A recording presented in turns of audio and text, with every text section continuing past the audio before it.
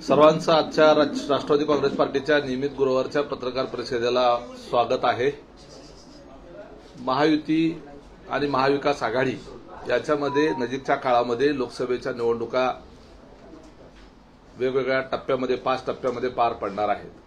अजूनही महायुती असेल किंवा महाविकास आघाडी असेल यांच्यामध्ये अंतर्गत जागा वाटपाच्या संदर्भातले अंतिम टप्प्यावर निर्णय आले नाहीये असं आतापर्यंतची परिस्थिती आहे। या सगळ्या पार्श्वभूमीवर महायुती असेल आमच्या पक्षाच्या सोबत अजून येणारे काही नवीन घटक असतील यांच्यामध्ये अत्यंत चांगला समन्वय असण्याची आवश्यकता आहे। परंतु दुर्दैवानं माननीय मुख्यमंत्री महोदयांच्या मार्गदर्शनामध्ये काम करणारे पुरंदर तालुक्याचे माजी आमदार माजी मंत्री विजय शिवतरे हे सातत्यानं आमच्या पक्षाच्या नेतृत्वावर टीका करत आहेत। याच्या संदर्भात आमचे सहकारी आनंद परांजपे यांनी यापूर्वी अत्यंत खरमरीत अशा पद्धतीचा इशारा देखील दिला, परंतु तरीही त्यांना नंतर मुख्यमंत्र्यांनी बोलवून घेतलं, चर्चा झाली। एक लक्षात घेतलं पाहिजे, भारतीय जनता पार्टी आणि राष्ट्रवादी काँग्रेस पार्टी यांनी देखील एकमेकाच्या विरोधामध्ये निवडणुका लढवलेल्या आहेत। यामध्ये भारतीय जनता पार्टी, शिवसेना आणि राष्ट्रवादी काँग्रेस पार्टी ही आता महायुती झालेली आहे। एकदा महायुती म्हणून एकत्र आल्यानंतर आपल्याला तिघांचा एकत्रितरित्या जिथं कुठं उमेदवार असेल त्या ठिकाणी त्याला निवडून आणण्याच्या करता आपल्या सगळ्याचं लक्ष केंद्रित असलं पाहिजे। कारण महायुतीच्या तिन्ही घटकांना असं वाटतं की देशामध्ये नरेंद्र मोदी साहेब त्या ठिकाणी पंतप्रधान व्हावेत आणि नरेंद्र मोदी साहेब जर पुन्हा पंतप्रधान व्हायचे असतील तर एक एक खासदार महत्वाचा आहे। मग आता जर असे विजय शिवतारेंसारखे शिवसेनेचे मुख्यमंत्र्यांचे अत्यंत निकटचे सहकारी अजितदादांच्यावर जर खालच्या भाषेत जाऊन टीका करायला लागले तर याचा सगळ्या महायुतीच्या कार्यकर्त्यांच्या मानसिकतेवर त्याचा परिणाम होणार आहे। उद्याच्याला किती जरी सांगितलं तरी कार्यकर्त्यांमध्ये ह्या पद्धतीचा राग तयार होणार आहे। मग उद्या जिथं जिथं एकनाथ शिंदे साहेबांच्या माध्यमातून शिवसेनेचे जे खासदारकीचे उमेदवार उभे राहणार आहेत तिथं राष्ट्रवादीच्या काँग्रेस पार्टीनं कामच करायचं नाही असं ठरवलं तर अडचण निर्माण होऊ शकते। त्यामुळे या विषयामध्ये तातडीनं माननीय मुख्यमंत्र्यांनी लक्ष घातलं पाहिजे। आमचे वरिष्ठ नेते त्यांच्याशी बोलत आहेत, विजय शिवतारेंच्यावर बैठक झाली पण ते थांबायलाच तयार नाहीत। वास्तविक आता मध्यंतरी त्यांनी अत्यंत खालच्या भाषेत सांगितली की माझी अजित पवारांमुळे माझी किडनी फेल झाली, अजित पवारांमुळे माझं हार्ट फेल झालं, अजित पवारांच्यामुळे मला डायलिसिस करायला लागतं। काय म्हणजे कुठल्या स्तराला जाऊन बोलावं? राजकारणामध्ये लोक वेगवेगळ्या कारणाने आजारी पडतात, आजार होतात। आता शिवतारेंच्या संदर्भामध्ये त्यांना 3 फॅमिली आहेत। आता 3 फॅमिलीचा प्रेशर झेपला नाही म्हणून त्या प्रेशर खाली त्यांना त्यांच्या किडन्या फेल झाल्या असतील, त्यांच्या हार्ट फेल झाला असेल, परंतु त्याचा खापर तुम्ही विनाकारण अजित पवारांवर का फोडता? सगळ्या महाराष्ट्रानं सगळ्या उघडपणे त्या क्लिप आलेल्या आहेत, बघितलेलं आहे कशा पद्धतीनं घरामध्ये तर मारामारीची परिस्थिती आली होती। तुम्हाला तुमचं घर नीट सांभाळता येत नाही, तुम्ही तुमच्या कुटुंबामधला प्रेशर जो आहे त्यातून निर्माण झालेल्या आजाराचं खापर अजितदादावर फोडता। काल एका चॅनलला मुलाखतीमध्ये विजय शिवतारे म्हणाले की सोमेश्वर सहकारी कारखाना, माळेगाव सहकारी कारखाना, त्याच्यानंतर छत्रपती सहकारी कारखाना हा हिसकावून घेतला म्हटलं अजितदादांनी। वास्तविक सोमेश्वर कारखाना, माळेगाव सहकारी कारखाना, छत्रपती सहकारी कारखाना हे सहकारी कारखाने आणि सहकारी कारखान्यामध्ये दर 5 वर्षानं निवडणूक होते आणि निवडणुकीच्या माध्यमातून लोकशाही प्रक्रियेतून त्या ठिकाणी संचालक मंडळ निवडून येतं आणि आलेल्या संचालक मंडळातून चेअरमन वगैरे होतो। तर आधीच्या लोकांनी नीट कारभार केला तर त्याला लोक निवडून देतात आणि त्यांनी जर नीट नाही कारभार केला तर त्या ठिकाणी लोक जे आहेत ते संचालक मंडळ बदलतात। आणि जेव्हापासून अजितदादांच्या नेतृत्वामध्ये ज्या 3 कारखान्यांचा उल्लेख विजय शिवतारेंनी केला ते कारखाने संपूर्ण महाराष्ट्रामध्ये पहिल्या 1, 2, 3 मध्ये शेतकऱ्यांना उसाचा दर देणारे ते कारखाने आहेत। सर्वाधिक जास्त गाळप करणारे, सर्वात चांगला उतारा असलेले, सर्वात चांगला त्या ठिकाणी दर देणारे कारखाने आणि ते सुद्धा कुठलंही कर्ज त्या ठिकाणी न बुडवता, कुठलीही सरकारची मदत न घेता हे कारखाने उत्तम पद्धतीने चालले। त्यांनी सांगितलं की पुणे जिल्हा मध्यवर्ती बँक ही अजितदादांनी हिरावून घेतली। पुणे जिल्हा मध्यवर्ती बँक राज्य सहकारी बँकेच्या बरोबरीनं चाललेली बँक आहे। आज देशामधल्या उत्तमात उत्तम असलेल्या बँकांच्या मधली पुणे जिल्हा मध्यवर्ती सहकारी बँक. आज अजितदादा तिथं संचालक नाही आहेत, परंतु अजितदादांच्या नेतृत्वामध्ये त्या बँकेची उत्तम पद्धतीची भरभराट झाली. उलट विजय शिवतरेंनी जी पुरंदर नागरी सहकारी पतसंस्था किंवा पुरंदर नागरी सहकारी बँक ही जी संस्था जी आहे ही जेव्हा ताब्यात घेतली त्याच्यामध्ये प्रचंड मोठ्या प्रमाणावर करप्शन केलं आणि त्यामुळं ती बँक जी आहे ती दिवाळखोरीत गेली. एकमेव संस्था विजय शिवतरेंच्या हातामध्ये होती, एकमेव, ती सुद्धा नीट चालवायला आली नाही. आणि हा काय पुरंदरचा कारभार करणार? कोण आहे यांच्या मागे पुरंदरमध्ये? कसं आहे की आम्हाला बोलायला लावू नका, 3 बायकां फजिती आहे का अशी परिस्थिती होईल म्हणून मी परवाच त्या ठिकाणी सांगितलेलं होतं. परंतु त्या स्तरावर आम्हाला जायचं नव्हतं. म्हणून आमची हात जोडून माननीय मुख्यमंत्र्यांना विनंती आहे की महाराष्ट्रामधला कार्यकर्ता आज अजितदादावर जर तुम्ही उघडपणे टीका करायला लागले तर आमचे कार्यकर्ते उद्या तुमच्या उमेदवाराचा प्रचार कसा करतील? आपल्याला जिथं शिवसेनेचा उमेदवार असेल त्या ठिकाणी भाजपचे कार्यकर्ते, राष्ट्रवादीचे कार्यकर्ते आणि राष्ट्रवादीचा मतदार आणि भाजपचा मतदार यांनी तुम्हाला सहकार्य केलं पाहिजे. जिथं आमचा उमेदवार असेल तिथं तुमच्या कार्यकर्त्यांनी, तुमच्या मतदारांनी, भाजपच्या मतदारांनी त्याला आम्हाला सहकार्य केलं पाहिजे. तर या महायुतीचा उपयोग होणार आहे. अन्यथा महायुती नुसतीच कागदावर, प्रत्यक्षात मात्र कार्यकर्त्यांमध्ये अशा पद्धतीचा विसंवाद राहिला तर आपल्याला निश्चितपणे अवघड जाईल. आणि मोदी साहेबांच्या, अमित शहा साहेबांच्या ज्या या सरकारकडनं अपेक्षा आहेत, ज्या मुख्यमंत्री म्हणून आपल्याकडनं अपेक्षा आहेत, त्या अपेक्षांना गालबोट लागेल. त्यामुळे ही गंभीर बाब आहे, याची नोंद आपण घेतली पाहिजे आणि विजय शिवतरेंचं ताबडतोब तोंड बंद केलं पाहिजे. जर हे चालूच राहिलं तर निश्चितपणे राज्यभरातल्या राष्ट्रवादीच्या कार्यकर्त्यांना, अजितदादांवर प्रेम करणाऱ्या कार्यकर्त्यांना या संपूर्ण महायुतीमधल्या अडचणींच्या ज्या निर्माण होणाऱ्या अडचणी आहेत त्याला जबाबदार म्हणून उद्याच्याला माननीय मुख्यमंत्र्यांना धरावं लागेल. कारण शांत करणं हे तुमचं काम आहे. आमचा जर कोण कार्यकर्ता जर मुख्यमंत्र्यांच्या संदर्भाने जर काही उलटसुलट बोलत असेल तर ते आम्हाला सांगा, आम्ही ताबडतोब त्याचा बंदोबस्त करू. जर तो ऐकत नसेल तर त्याची पक्षातून हकालपट्टी करू. परंतु निवडणुकीच्या तोंडावर हे चित्र बरं नाही असं या निमित्तानं आम्हाला सांगायचं आहे. अनेक विषय आपल्याला बोलता येण्यासारखे आज किंवा उद्या महायुतीमधलं जागा वाटपाचं चित्र अंतिम होऊन जाईल आणि आपण जे वेटिंग करत आहात की कधी एकदा ते डिक्लेरेशन होईल तर निश्चितपणे मला वाटतं जास्तीत जास्त आज रात्री किंवा उद्या दुपारपर्यंत हे चित्र स्पष्ट होऊन जाईल आणि उमेदवारीच्या बाबतीमध्ये सुद्धा निर्णय लवकरात लवकर जाहीर होतील. धन्यवाद. शिवतारेंची भूमिका बघितली तर ते म्हणतात की जरी मी या निवडणुकीला उभा नाही राहिलो तरी सुद्धा अजित पवार निवडून येणार नाहीत, महायुतीची सीट या मतदारसंघामध्ये निवडून येणार नाही.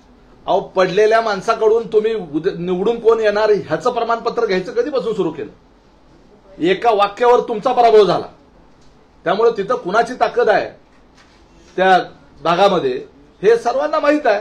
यांचं डिपॉझिट, स्वतःचं डिपॉझिट गेलं होतं. मुंबईमधून एकदा उभारले होते, त्यावेळेला डिपॉझिट जप्त झालं होतं.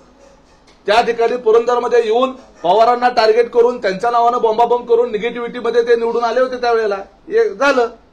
मागच्या वेळेला पडले. लोकांना माहित आहे काम करणारं खरं कोण आहे ते. विजय शिवतरेंनी सांगावं एक तरी काम केलेलं. ते गुंजवणी धरणाचंच सांगतात. ते अख्खं गुंजवणी धरण कोणी केलं? जे पुरंदर तालुक्यातलं गुंजवणी धरण बांधलं गेलं ते कोणी बांधलं? ते अजितदादांच्या काळातच बांधलं गेलं. पुरंदर उपसा सिंचन योजना कोणी केली? कोणी? अजितदादांच्या माध्यमातूनच झाली. सांडव्याचं काम शेवटचं राहिलं. सांडवा म्हणजे मला समजत असेल तुम्हाला, सांडव्याच्या कामाच्या करता उपोषणाला बसले त्यावेळेला. हे जे आहे ना, अनेक गोष्टी आहेत त्या सांगता येण्यासारख्या आहेत. पुरंदर तालुक्यातल्या लोकांना ते सर्व माहीत आहे. फक्त विजय शिवतरेंना माननीय मुख्यमंत्र्यांनी समज दिली पाहिजे आणि लवकरात लवकर त्यांचं तोंड बंद केलं पाहिजे. अन्यथा आम्हाला सुद्धा वेगळा विचार करायला लागण्याची वेळ येऊ शकते. विजय शिवतरेंचं असं म्हणणं आहे की त्या ठिकाणी जे भाजपाचे मतदार आहेत त्यांच्यासाठी मी लढत आहे, अपक्ष लढत आहे. पवार विरोधात जे मतदान आहे त्या मतदारांसाठी मी लढत आहे असं त्यांचं म्हणणं. अहो, तुम्ही महायुतीचे घटक आहात साहेब. एका बाजूला नरेंद्र मोदी साहेब माझं दैवत आहे. मी नरेंद्र मोदींना उद्या तिसऱ्यांदा पंतप्रधानपदी पाहण्याच्या करता मी उत्सुक आहे. त्यांच्यासाठी मी काहीही करायला तयार आहे. कालच्या मुलाखतीत म्हटले की मला जर मोदी साहेबांचा फोन आला तर मी ताबडतोब माझा हा विरोध आहे तो रद्द करून टाकेल. म्हणजे काय?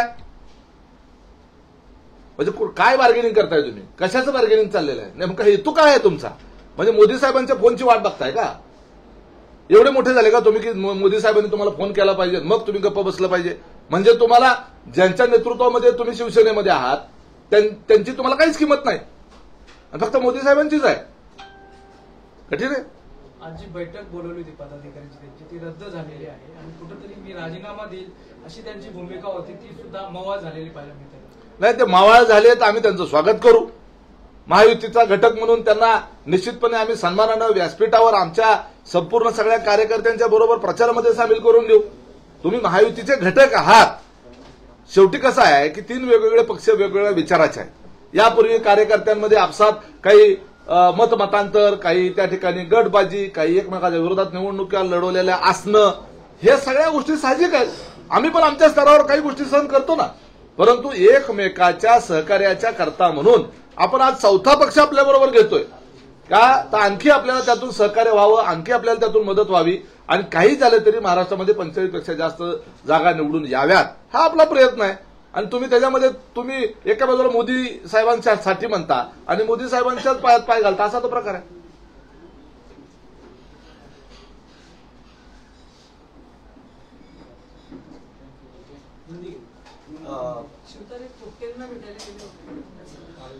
नाही, कसं आहे की थोपटे साहेब हे ज्येष्ठ आहेत आणि भोर, वेल्हा, मुळशी या मतदारसंघामध्ये संग्राम थोपटे हे निवडून आलेले आमदार आहेत. मला वाटतं 3 वेळेला ते त्या ठिकाणी आमदार म्हणून निवडून आलेले आहेत आणि त्यांना ते भेटायला गेले याच्या संदर्भामध्ये मी काही भाष्य करणार नाही. पवारसाहेब पण त्यांना भेटायला गेले, त्यानंतर सुनेत्रा वहिनी पण त्यांना भेटायला गेल्या. ठीक आहे, तब्येतीची विचारपूस करण्याच्या करता भेटायला जाण्यामध्ये काही वावगं वाटण्याचं कारण नाही. तेच सांगतो ना मी, त्याच्यात वावगं असं काहीच नाही. अजून भेटतील, उद्या मी जाऊन भेटेल, अजून अजितदादा भेटायला जातील. त्यात असं काही खूप सिनियर लीडर आहे थोपटे साहेब. लोकसभेच्या पार्श्वभूमीवरती राष्ट्रवादीला गडती लागल्याचं बघायला मिळतंय की एकीकडे लंके असतील आणि सोनवणे असतील, हे दुसऱ्या राष्ट्रवादी काँग्रेस पार्टीच्या. हे पहा, आता बजरंग सोनवणे आणि निलेश लंके यांच्या व्यक्तिगत पातळीवरच्या स्थानिक अडचणीमधून त्यांनी तो निर्णय घेतलेला आहे. पक्षाच्या नेतृत्वावर म्हणजे अजितदादावर कुठं नाराजी वगैरे व्यक्त करून त्यांनी घेतलेला नाही. फक्त त्यांनी हुशारी एवढीच केली की या सत्ता काळामध्ये पूर्ण वेळ सोबत राहिले आणि मोठ्या प्रमाणावर निधी आणि विकास कामाच्या करता आवश्यक असलेली सगळी साधन सामुग्री घेतली आणि आता मात्र त्यांनी निर्णय घेतला. लोकांनाही दिसतंय ना, लोकांच्या पण लक्षात येईल. मग जर त्यांना जे काही निवडणूक उद्या लढवायचीच होती, निलेश लंकेंना सुजय विखेंच्या विरोधात निवडणूक लढवायचीच होती, तर मग त्याच वेळेला नसते आले तरी चाललं असतं ना. म्हणजे आले ते केवळ फक्त सत्तेचा उपयोग करून घेऊन मतदारसंघाची कामं मार्गी लावणं, मोठ्या प्रमाणावर निधी आणणं, या उद्देशातून ते आले. शेवटी सत्ता असल्यानंतर निधी त्या ठिकाणी मोठ्या प्रमाणावर मिळतच असतो. आणि बजरंग सोनवणे यांच्या बाबतीत तर बोलायलाच नको. अनेक पातळ्यावर सगळे जे काही त्यांचे सहकारी कारखाने, त्यांचे कारखाने चाललेले आहेत आता, ते सगळ्या ह्याच्यामध्ये अजितदादांनी किती कुठल्या स्तरावर जाऊन त्यांना मदत केली हे त्यांना माहित आहे. आणि आता फक्त त्या ठिकाणी जे भारतीय जनता पार्टीच्या लोकसभेचे उमेदवार पंकजाताई मुंडे असणार आहेत, त्यांच्या विरोधामध्ये त्या ठिकाणी निवडणूक लढवून स्वतःचं महत्व वाढवून घेण्याचा फक्त तो प्रयत्न आहे. आमच्या सोबत होते तेव्हा ते चांगले होते आणि आता सोडून गेले की वाईट आहेत असं आम्ही म्हणणार नाही. ही प्रवृत्ती जी आहे ती लोकांच्या लक्षात येत असते. नाही, आधी मराठी होऊ द्या, अजून बरंच काय काय असेल विचारा ना.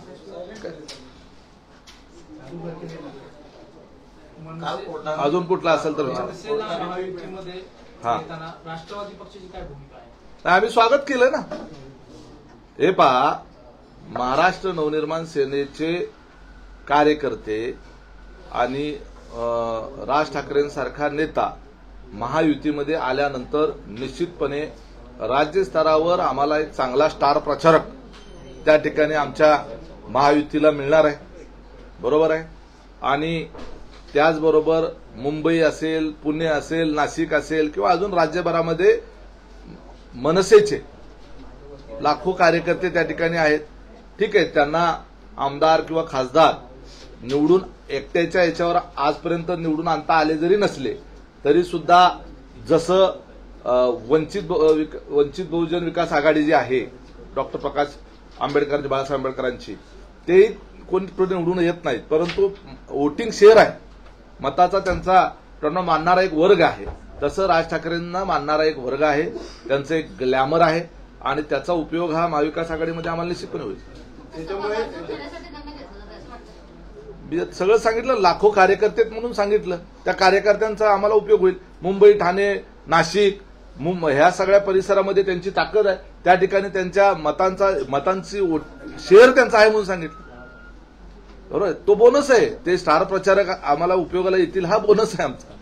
त्याच्यामुळे अमराठी मतांवर परिणाम होणार नाही का? हा, अमराठी मतांवर आता तो जुना झालेला मुद्दा आहे. आता मराठी अमराठी असं काही मनामध्ये ते आहे. नाही, गेले विसरून लोक. निलेश लंकेंचा धसका घेण्याचं काय कारण? निलेश लंकेंचा धसका घेतलाय असं तुम्हाला कोणी सांगितलं? एवढं म्हणजे त्यांनी पक्ष त्या पवार साहेबांकडे गेल्यावर तुम्ही एकदम हे पहा, आमचा एखादा साधा कार्यकर्ता जरी गेला तरी आमच्या मनाला वेदना होणार, आमच्या मनाला दुःख होणार. ते तर लोकप्रिय असे आमचे आमदार आहेत. आज अजितदादांनी त्यांच्या मतदारसंघामध्ये हजारो कोटी रुपयाची कामं त्या ठिकाणी केलेली आहेत. त्यांना ताकद देण्याच्या करता पक्षाच्या वतीनं, पक्षाच्या नेतृत्वानं प्रतिष्ठापनाला लावून त्यांच्या पाठीशी खंबीरपणे उभं राहिलेले आहेत. निलेश लंकेंना पूर्वी ते शिवसेनेत होते, राष्ट्रवादी काँग्रेस पार्टीमध्ये अजितदादांनी जाणलेलं आहे. त्यावेळेला पवारसाहेबांना माहित नव्हते निलेश लंके. पवारसाहेबांची ओळख जी झाली ती अजितदादांनी पार्टीत आणलं म्हणून झालेली आहे. त्यामुळे आपला एखादा जवळचा कार्यकर्ता अशा पद्धतीनं निवडणुकीची फक्त धोरणं समोर ठेवून जर भूमिका बदलत असेल तर त्याचं वाईट वाटणारच आहे. निलेश लंके यांच्याबद्दल बोलताना तुम्ही म्हणालात की ते आमच्यासोबत होते तेव्हा त्यांनी फायदा करून घेतला. सत्तेत असल्यामुळे भरघोस निधी मिळतो आणि मतदारसंघात त्यांनी कोट्यवधी रुपयांची कामं करून घेतली. सातत्यानं एक आरोप होतोय की विरोधी पक्षातील आमदारांना किंवा लोकप्रतिनिधींना निधी मिळत नाही. हे मग खरं आहे का? एक पहा, विरोधी पक्षाच्या आमदारांना त्यांचा आमदार निधी मिळतच असतो आणि आतापर्यंत पूर्वी 50 लाख मिळायचा तो आज 5 कोटीपर्यंत आमदार निधी जो आहे तो अजितदादांनी अर्थमंत्री झाल्यावरच केला, हे सगळ्याला माहिती आहे. त्यामुळे तो निधी कुणी काढून घेऊ शकत नाही. राहिला प्रश्न, शेवटी सत्ता जी असते, सत्ता असल्यानंतर आमच्या विचाराचे आलेले जे आमदार असतात त्यांच्या प्रस्तावाचा प्राधान्याने विचार होणं साहजिक आहे. त्याच्यामध्ये अनैसर्गिक असं काहीच नाहीये. नाही तर मग विरोधात असताना सुद्धा जर आपली सगळीच कामं होत आहेत, आपले सगळेच प्रकल्प होत आहेत, तर सत्ता आणण्याच्या करता प्रयत्न कोण करेल? पण लोकप्रतिनिधीमध्ये असा दुजाभाव करणं योग्य आहे का सरकार? लोकप्रतिनिधीमध्ये कुठलाही दुजाभाव नसतो. त्या ठिकाणी उद्या आता हा जो हायवे झाला नागपूरपासून तो मुंबईपर्यंत, तो जिथून गेला तो जिथं विरोधी पक्षाचा आमदार आहे म्हणून तिथं ते 4 पदरीच्या ऐवजी 1 पदरीच ठेवला आणि सोडून दिला आणि पुढचा केला, मतदारसंघापुरताच केला, असं झालं का? नाही. आता शक्तीपीठ जो होणार आहे नागपूरपासून तो गोव्यापर्यंत 70-80 हजार कोटीचा तो कदाचित प्रकल्प होईल मला वाटतं, कारण हाच 50,000 कोटीचा झालाय. तर तो शक्तीपीठ जिथून जाणार आहे त्या संपूर्ण मार्गामध्ये विरोधी पक्षाचे आमदार जित आहेत किंवा खासदार जित आहेत तेवढं वगळून होणार आहे का? असं कधी होत नसतं. सोलापूर जिल्ह्यामध्ये 22,000 कोटी रुपयाची महामार्गाची कामं झाली, ती सगळ्या लोकांच्या मतदारसंघातून झाली. ती सार्वजनिक स्वरूपाची जी कामं आहेत त्याला कुठलीही अडचण येत नसते. त्यामुळे कुठेही दुजाभाव होत नाही. हा रस्त्याचा विषय झाला. मान्य आहे ना. आता तुम्ही मेट्रोने आलात चाल इथं, बरोबर आहे, तर त्या मेट्रोमध्ये फिरणारे काही सगळेच काही महायुतीला मानणारे असतीलच असं आहे का? असं काही नसतं. ते सगळ्यांसाठीच होते ना मेट्रो. स्वतः म्हणालात की सत्तेसोबत कसं असतं, सत्ता विचार केला जातो किंवा त्यांना प्रायोरिटी दिली जाते म्हणून हा प्रश्न विचारला. कसं असतं, ओळखीचा दिसला की तो वाढप्या थोडं एक आपल्याकडे म्हण आहे जुनी, एक पळी जास्त वाढतो. तर ते नैसर्गिक मानवी स्वभाव आहे. पाटील साहेब, आज जी बैठक झाली राज ठाकरेंबरोबर, त्या बैठकीमध्ये कुठेतरी अजित पवारांची अनुपस्थिती दिसते. नाही, परत विचार. आज जी राज ठाकरेंबरोबर बैठक झाली मुख्यमंत्री उपमुख्यमंत्र्यांची, त्या बैठकीला अजित पवारांची गैरहजेरी. एक लक्षात घ्या, मनसे हा राष्ट्रवादीचा घटक पक्ष होत नाहीये. मनसे हा भारतीय जनता पार्टीचा घटक पक्ष होतो आणि एकदा एनडीएमध्ये ते आल्यानंतर तो आमचा सहकारी पक्ष असणार आहे. त्यामुळं या ठिकाणी मोठ्या भावाच्या भूमिकेमध्ये देश पातळीवर भारतीय जनता पार्टी आहे, बरोबर, आणि राज्य स्तरावर आज मुख्यमंत्री हे प्रमुख आहेत राज्याचे, आणि त्यामुळं त्यांच्या स्तरावर बैठक होणं याच्यामध्ये अजितदादा होते नव्हते या गोष्टीला काही महत्व देण्याचं काही कारण. मंत्री चंद्रकांत पाटलांनी त्या दिवशी वक्तव्य केलं की कुठल्याही परिस्थितीत बारामतीमध्ये पराभव पवार साहेबांचा करायचा. तुमची काय प्रतिक्रिया? त्यांचा म्हणायचा एक लक्षात घ्या, म्हणजे हे पहा, आता त्यांचं भांडवल फक्त सहानुभूतीच आहे. नाही, आमचं ऐक लक्षात नाही, चंद्रकांत दादा पाटील हे ज्येष्ठ नेते आहेत, त्यांना त्या ठिकाणी समन्वयक म्हणून जबाबदारी दिलेली आहे. आमच्या विरोधामध्ये आज सुप्रियाताई सुळे या त्या ठिकाणी उमेदवार आहे, बरोबर आहे, हे तर स्पष्ट आहे, फटी पडलेली आहे, हे तर सगळ्याला मान्य आहे. आता अजितदादांच्याकडून अजून उमेदवारी आमची अधिकृतपणे जाहीर व्हायची आहे. ती जाहीर झाल्यानंतर आमचा उमेदवार आणि समोर सुप्रियाताई सुळे, त्यांचे नेते त्या ठिकाणी सुप्रियाताईंच्या त्या कन्या जरी असल्या तरी नेते कोण आहेत? पवार साहेब आहेत. त्यामुळे आमची लढत जी आहे ती पवार साहेबांच्या विरोधातच आहे. त्यात काही लपून राहण्यासारखं काय आहे? त्यामुळे त्यांचा सुप्रियाताईचा पराभव म्हणजे पवार साहेबांचा पराभव. नाही पण असं बोलल्यामुळं फटका बसणार नाही, बोलत सहानुभूती पवार साहेबांच्या बाजून जाऊ शकते. हे पहा, ते त्या ठिकाणी शेवटी लोक आहेत ना, आजचा मतदार जो आहे तो अत्यंत हुशार आणि चाणाक्ष आहे. त्यामुळे त्यांना त्यांच्या कामाचा कोण माणूस आहे हे त्यांना माहीत आहे. कुणी आपली कामं केली, दर आठवड्याच्या अजितदादांच्या जनता दरबारमध्ये 3-3, 4-4 हजार लोक रांगा लावून कागद घेऊन तिथं असतात, बरोबर आहे. अशा पद्धतीनं लाखो लोकांची कामं हे अजितदादा हे व्यक्तिगत स्वरूपामध्ये करतात. कुठल्याही कार्यक्रमाला गेल्यानंतर कार्यकर्ते कागद देताना फक्त दादांना दिसतील तुम्हाला. हातामध्ये जो कागद दादाचा येतो त्या कागदाच्यावर असलेला प्रश्न सोडवण्याचं काम करतात. आज 30-35 वर्ष झालं अजितदादांनी हे कामं लोकांची, लाखो लोकांची व्यक्तिगत स्वरूपाची कामं केली आणि विकास कामाचा तर डोंगर उभा केलेला आहे. त्यामुळे लोकांना त्याचा फरक दिसतो. उद्या जी काही कामं केलेली आहेत त्यांना अजितदादावर विश्वास ठेवून त्यांना लोकांनाही कळतं की या जिल्ह्याचं, या मतदारसंघाचं भविष्य नेमकं कोण आहे हे लोकांना आणि मतदारांना समजतं. सुप्रीम कोर्टाने निकाल दिलेला आहे, त्याच्यानंतर एक अट टाकलेली आहे की चिन्हाच्या खाली तुम्हाला आता प्रत्येक वेळी लिहावं लागणार की हे न्यायप्रविष्ट नाही. तर आव्हानांनी तर एक त्याच्यावरती प्रतिक्रिया दिलेली आहे की ज्या पद्धतीने सिगरेटच्या पाकिटावरती लिहिलं जातं की हे आरोग्यासाठी हानिकारक आहे, तर तशा पद्धतीचं आता तुम्हाला एक स्टेटमेंट तिथे लिहावं लागणार आहे. काय ते कसं आहे, जितेंद्र आव्हाडांना सिगरेटची पाकिट, मटका, दारू, जुगार, गांजा हे असंच आठवणार, कारण त्याच्यातच ते वावरत असतात सातत्यानं. त्यामुळे त्यांना दुसरं काही सुचणार नाही. ठीक आहे. त्यामुळं जितेंद्र आव्हाड काय म्हणाले याच्यापेक्षा जास्त महत्वाचं न्यायालय काय म्हणालं याला जास्त महत्व आहे. त्यामुळे न्यायालयाने आम्हाला घड्याळ चिन्ह नाकारले का? तर नाही. तुम्हाला दिलं का? नाही. तुम्हाला तुतारीत फुकायला सांगितलं, बरोबर आहे. तर आम्हाला घड्याळ दिलं, ठीक आहे. फक्त आम्हाला काय सांगितलं की तुम्ही प्रसिद्ध करा की हे सब ज्युडिशियल आहे, म्हणजे कुठलीही केस जोपर्यंत त्याचा अंतिम निकाल लागत नाही तोपर्यंत ती काय म्हणते त्याला, न्यायप्रविष्ट, बरोबर आहे. ती न्यायप्रविष्ट आहे, जी आहे ती लोकांना सांगायला सांगितली. याच्यात काय फरक आहे का? आम्ही त्या ठिकाणी आमच्या पार्टीच्या वतीनं निश्चितपणे एकदम चांगल्या पद्धतीनं मोठीच्या मोठी त्या ठिकाणी जाहिरात देऊन लोकांना ते कळवण्याची व्यवस्था करू. त्याबद्दल काही चिंता करायची कारण नाही. तुम्हाला घड्याळ चिन्ह मिळालं नाही काय हे सांगा ना लोकांना. तुमची जर सगळी कायदेशीर बाजू बरोबर होती तर तुम्हाला दिलं असतं ना निवडणूक आयोगानं सुद्धा घड्याळ चिन्ह. आणि आता तुम्ही गेला होता ना अपिलात, मग कदाचित कोर्ट म्हटलं असतं ना एवढं जर तुमच्यासारखं झाल्यासारखं वाटतंय तुम्हाला तर मग देऊनच टाकलं असतं ना तुम्हाला घड्याळ. पण शिंदे गटाला असं कुठलं न्यायप्रविष्ट केलं नव्हतं. अहो त्यांचा मॅटर, शिंदे गटाचा मॅटर अजून कोर्टाच्या प्लॅटफॉर्मवर आलेलंच नाही सुनावणीसाठी. हे सुनावणीसाठी आलं, ठीक आहे. आता ठीक आहे, कोर्टामध्ये काही मॅटर, मागचे मॅटर आधी येतात, आधीचे मॅटर नंतर येतात. जे सुनावणीला येतं त्या प्रक्रियेचा तो भाग आहे. It's process. पण शेवटी निवडणूक आयोग आहे, जिकडे सत्ता तिकडेच निवडणूक आयोग, आणि निर्णय हा सर्वांना स्पष्टच होता. तर लोकांची अशी भावना आहे हा जो निर्णय झालाय तो सत्तेच्याच बाजूने दिलेला आहे, तो तुमच्या बाजूने. कसा आहे की जे निर्णय सत्ताधाऱ्यांच्या विरोधात लागतात त्यावेळेला ती यंत्रणा निष्पक्ष असते, आणि ज्या वेळेला ते जे निर्णय सत्ताधाऱ्यांच्या बाजूने लागतात त्यावेळेला त्या संबंधित यंत्रणेवर पक्षपातीपणाचा आरोप आपण करतो. हा दुजा भाव आहे. नैसर्गिकपणे सत्ता असली की ह्याच्यावर दबाव असेल अशी मानसिकता असणं साहजिक आहे. परंतु निवडणूक आयोग निष्पक्ष आहे, मग नाहीतर निवडणुका घ्यायचीच कशाला गरज आहे हो. सगळंच एकतर्फी करायचं म्हटल्यानंतर काही करता येतं. उद्धव ठाकरे काल बोलले की महाराष्ट्रात मतदान मत घेताना एक ठाकरेंचीच आवश्यकता लागते, म्हणून दुसऱ्या ठाकरेंना घेतलं. उद्धव ठाकरे त्यांच्या कौटुंबिक विषयाच्या संदर्भानं ते बोललेले असावेत. मध्यंतरी राज ठाकरे आणि उद्धव ठाकरे एकत्र येणार अशाही त्या चर्चा होत्या.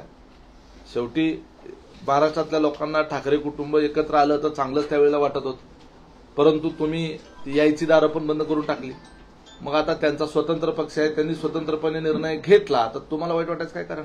मोदी हवा संपली असं देखील ते बोलतात. मोदींची किती हवा आहे हे मध्यंतरी ज्या 5 राज्याच्या निवडणुका झाल्या त्या राज्याच्या निवडणुकीमध्ये जी आधी चर्चा होत होती त्यावेळेला एक तेलंगणा सोडलं तर बाकी सगळीकडे मोदी आले. त्यातून मोदींची हवा ही निवडणुकीच्या मतदानानंतर स्पष्ट होते आणि आताही तेच होणार आहे. आजच्या बैठकीत अजित पवार कुठेतरी दिसले नाही, त्यामुळे मगाशी मी त्या प्रश्नावर उत्तर दिले. पण या राज ठाकरे महायुती केल्यानं अजित पवार नाराज आहेत असं बोललं जातं. अजितदादा अजिबात नाराज नाहीयेत. उलट अजितदादा सारखंच थोडं रोखठोक व्यक्तिमत्व जे आहे ते राज ठाकरेंचं आहे.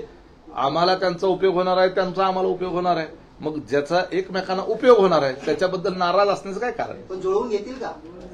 माहितीमध्ये जुळवून घेतील का? कारण यापूर्वी दोघांनी एकमेकांची मिमिक्री केलेली आहे, टीका टिप्पणी झाले. अहो, यापूर्वी आम्ही कुणी कुणी काय काय काय काय केलेलं आहे एकमेकांचं.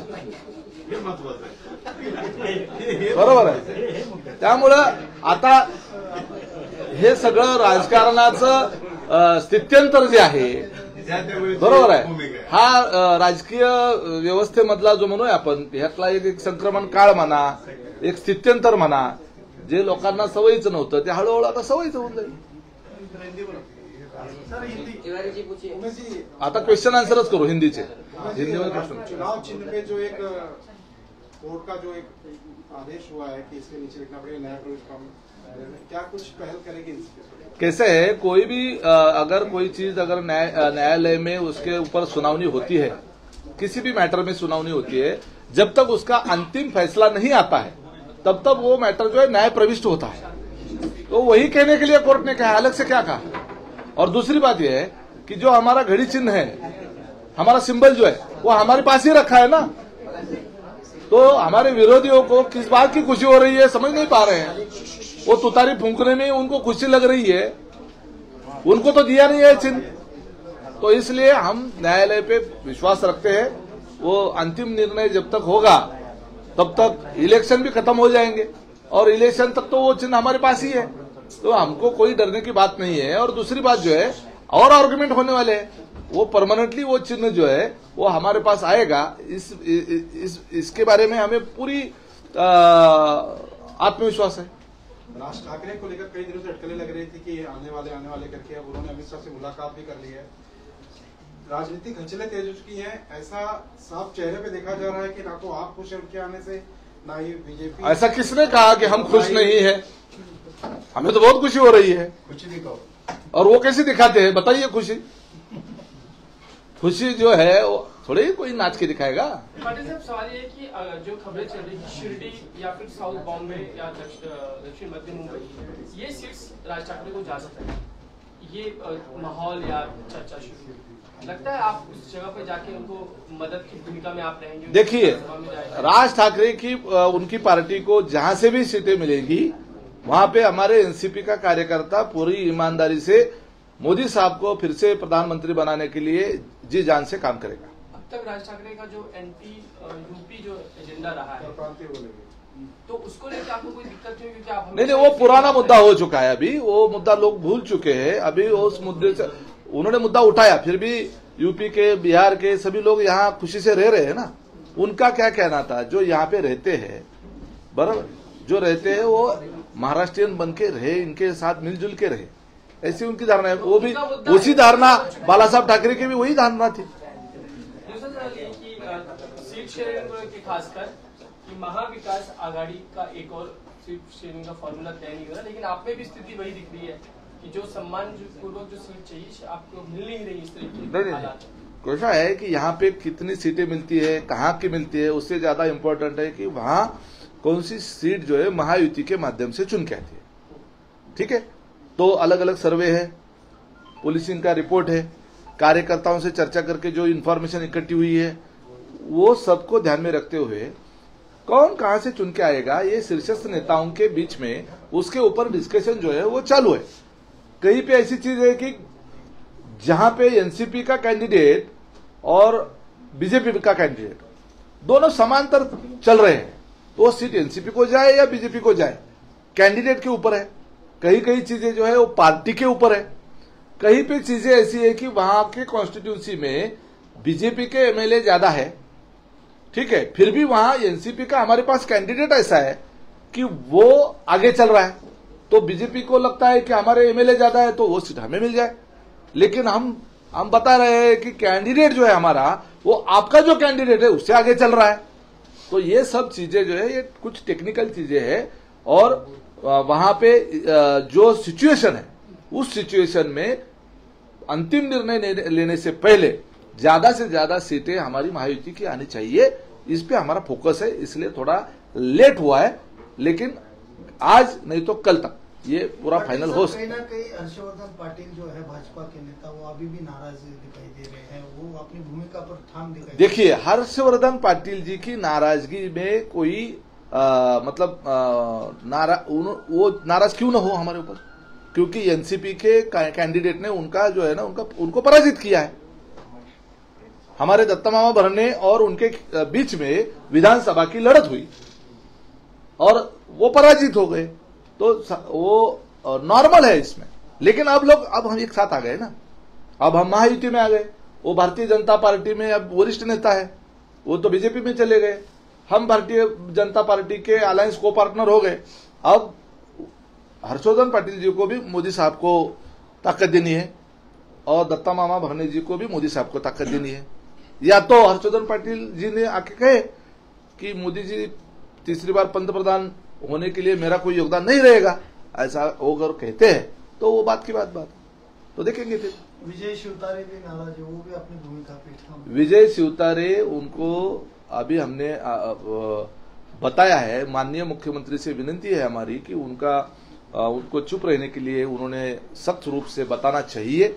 विजय शिवतारे जी ने बहुत से आरोप किए हैं, उसका हमने खंडन किया है।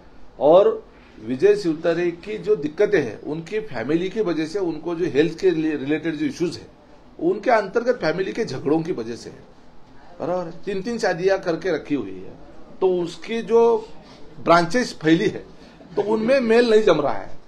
प्रॉपर्टी को लेकर उनके झगड़े चालू है, एक दूसरे के ऊपर वो घर में जाके मारामारी कर रहे हैं, तो उसका प्रेशर जो फैमिली का प्रमुख है उसके ऊपर आएगा, बराबर। किसी को 4 किडनी तो नहीं है, 2 ही है, उसके ऊपर कितना प्रेशर आए, तो प्रेशर सहन न होने की वजह से उनको दिक्कतें हो गई। लेकिन फालतू में वो अजीत दादा के ऊपर नाम ले रहे हैं, ये गलत है, मैं ये बोल रहा हूं। और अब आप महायुति के घटक है, आप शिवसेना के नेता है, ठीक है, तो बिना मतलब किसी बार्गेनिंग के लिए इस तरह की चीजें करनी जरूरी नहीं है। उन्होंने कल कहा कि मोदी जी का फोन अगर आता है तो मैं सरेंडर कर दूंगा। मतलब ये सब चीजें मोदी जी का फोन आने के लिए चालू है, ऐसा भी कह सकते हैं, ठीक है। और ये इस वक्त में पूरे देश की जिम्मेदारी जिनके ऊपर है, वो विजय शिवतारे जी के लिए वक्त निकाल के फोन करे, ऐसा टाइम वेस्ट क्यों करना है?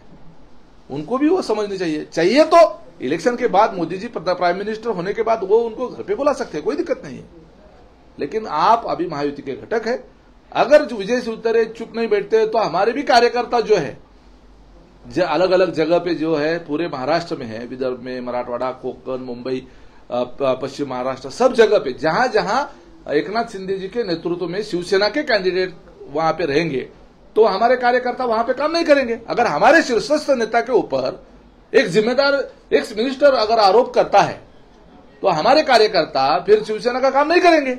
जहां भी शिवसेना का उम्मीदवार है उसके खिलाफ काम कर सकते हैं हमारे कार्यकर्ता। तो ये चीजें रोकने के लिए इसका नुकसान किसको होगा? महायुति को होगा ना। तो कार्यकर्ता का भी वो एक अपना एक थिंक होता है, उसकी सोच होती है, उसको लगता है कि अजीत पवार के ऊपर इस तरह के आरोप करेंगे तो इस पार्टी का काम नहीं करेंगे हम, वो अपने लेवल पे डिसीजन ले सकता है। आपने अभी कहा कि मोदी जी को जिताने के लिए हम सब एक साथ मिलकर काम करेंगे, और अभी आपने ये भी कहा कि जहां वही तो बता रहा हूं मैं, यही चीज जो है हमें अब कार्यकर्ताओं का ये जो है ना, वो अपने अपने लेवल पे हर कार्यकर्ता अलग से सोचता है, ऐसा मैं कह रहा हूं।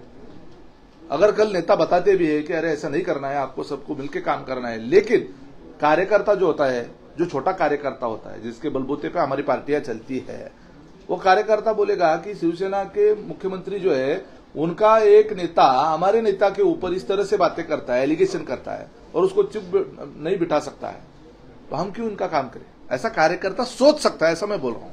उमेश जी, महाराष्ट्र में शरद पवार साहब का जो जहाँ से सुजाता बारामती सीट है, एक पहली हॉट सीट है जहाँ पर विजय शिवतारे डंका डालते हुए नजर आ रहे हैं। दूसरी हॉट सीट है महाराष्ट्र के मुख्यमंत्री एकनाथ शिंदे के बेटे श्रीकांत शिंदे की। आपके भी वहाँ के कदावर नेता है अनंत परांजपे पे, क्या आपकी पार्टी चाहती है अनंत परांजपे वहाँ पे खड़ा, क्योंकि पहले भी सांसद रह चुके हैं? देखिए, महायुति में जो जहां जिसको सीट मिलेगी वहां उसका काम हमारे कार्यकर्ता करेंगे, लेकिन आनंद परांजपे भी अजीत दादा के कार्यकर्ता है, मैं भी अजीत दादा का कार्यकर्ता हूं। उनको भी दुख हुआ ना कि जब अजीत दादा के ऊपर महायुति के मुख्यमंत्री के नजदीक का एक आदमी जो है वो वहां पे टीकास्त्र छोड़ रहा है, तो इसीलिए मुख्यमंत्री की जिम्मेदारी है, नेता कौन है शिवसेना, माननीय मुख्यमंत्री की यह जिम्मेदारी है कि वो विजय शिवतारे जी को चुप कराए, इस तरह से बातें न करे। हमारे नेता के ऊपर एलिगेशन करेगा और हम चुप बैठेंगे, ऐसा होगा नहीं। इच्छा है अनंत परांजपे लड़े वहाँ से कल्याण, हमारी तो इच्छा, हमारे और भी कार्यकर्ता है वो वहां से लड़े। हाँ सर।